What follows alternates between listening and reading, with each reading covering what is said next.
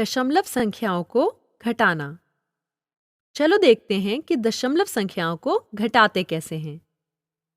दशमलव संख्या को घटाना उसे जोड़ने जैसा ही है। तो पहला उदाहरण लेकर चलो देखते हैं। 4.6 घटाव 3.2। अगर आपको पहला नियम याद हो कि दशमलव संख्याओं को ऐसे लिखें कि दशमलव बिंदुएं एक ही रेखा में आएं, अर्थात वो संरेखीय हों। इसलिए दशमलव संख्याओं को एक के नीचे एक लिख दें। आप इस छोटे पीले तीर के निशान को देख सकते हैं। दशमलव बिंदुएं एक ही रेखा में हैं। यही दिखाने के लिए हमने ये तीर खींचा है। जब हम सच में घटाव करते हैं तो आपको तीर के ऐसे कोई निशान दिखाने की जरूरत नहीं है। एक बार जब हम दशमलव बिंदुओं को एक के नीचे एक लिख देते हैं तो इसके बाद हम दशमलव बिंदु की चिंता किए बिना इसे सामान्य रूप से घटाएंगे। हम दाएं से बाईं ओर घटाते हैं। तो चलो घटाएं। 6 घटाव 2 बराबर 4 और 4 घटाव 3 बराबर 1। घटाव के बाद हम अपने उत्तर में ठीक उसी जगह पर दशमलव बिंदु लगाते हैं जहां घटाई गई संख्या में है। तो दशमलव बिंदु रखने के बाद हमारा उत्तर 1.4 आता है। अगला उदाहरण 57.423 घटाव 25.2 है। इसका पहला चरण हो चुका है। हमने दशमलव बिंदुओं को एक के नीचे एक लिख लिया है और ये दशमलव बिंदुएं अब एक ही रेखा में हैं। अगर आप इन संख्याओं को देखें तो आप देख सकते हैं कि इन संख्याओं की लंबाई समान नहीं है। दूसरी दशमलव संख्या पहले से छोटी है। अब ऐसी परिस्थिति में हम क्या करते हैं? हम इनकी लंबाई को बराबर करने के लिए कम लंबाई वाली दशमलव संख्या के बाद शून्य लगाते हैं। तो इन अतिरिक्त शून्यों को लगाते हैं। हम जानते हैं कि दशमलव संख्या के अंत में अतिरिक्त शून्य लगाने पर इसका मान नहीं बदलता, इसलिए अतिरिक्त शून्य लगाने में कोई समस्या नहीं है। अब घटाव करते हैं। दशमलव बिंदु को भूलकर इसे सामान्य रूप से घटाते हैं। 3 घटाव 0 बराबर 3, 2 घटाव 0 बराबर 2, 4 घटाव 2 बराबर 2, 7 घटाव 5 बराबर 2 और 5 घटाव 2 बराबर 3 होता है।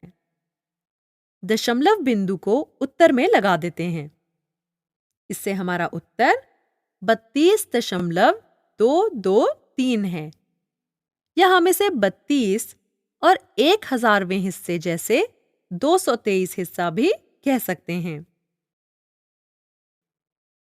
अगला उदाहरण 9.2 घटाव 1.9 है। पहला चरण हो चुका है। दशमलव बिंदुओं को एक ही रेखा में लिख लिया है। तो अब दशमलव बिंदुओं को भूलकर इसे सामान्य रूप से घटाते हैं। हम इसे दाएं से बाईं ओर घटाएंगे। सबसे दाहिने कॉलम में 2 और 9 है। हम जानते हैं कि 2 9 से छोटा है। तो ऐसी परिस्थिति में हम क्या करें? हम इसके बाद के कॉलम से उधार लेते हैं। तो 9 से 1 उधार लेते हैं। इससे 9 8 हो जाता है और 2 12 बन जाता है। तो अब 12 से 9 घटाने पर 3 होता है और 8 घटाव 1 बराबर 7 होता है। अब जब घटाव का काम हो चुका है तो हम दशमलव बिंदु को घटाई गई संख्याओं की दशमलव बिंदुओं के नीचे लिख देते हैं। तो इसका उत्तर 7.3 है।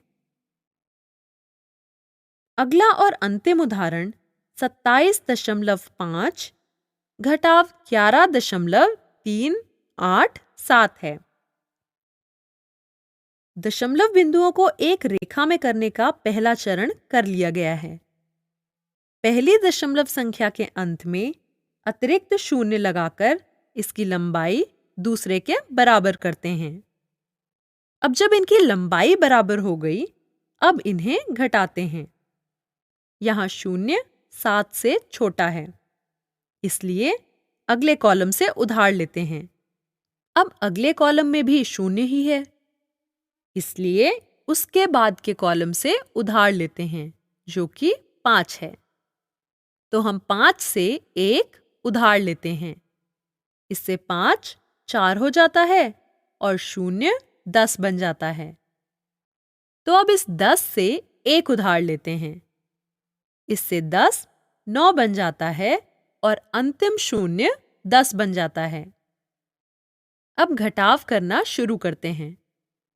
10 घटाव 7 बराबर 3, 9 घटाव 8 बराबर 1, 4 घटाव 3 बराबर 1 और 7 घटाव 1 6 और 2 घटाव 1 बराबर हुआ 1 के। घटाव के बाद हम दशमलव बिंदु को उत्तर में उसी जगह रख देते हैं। हमारा उत्तर हुआ 16.113।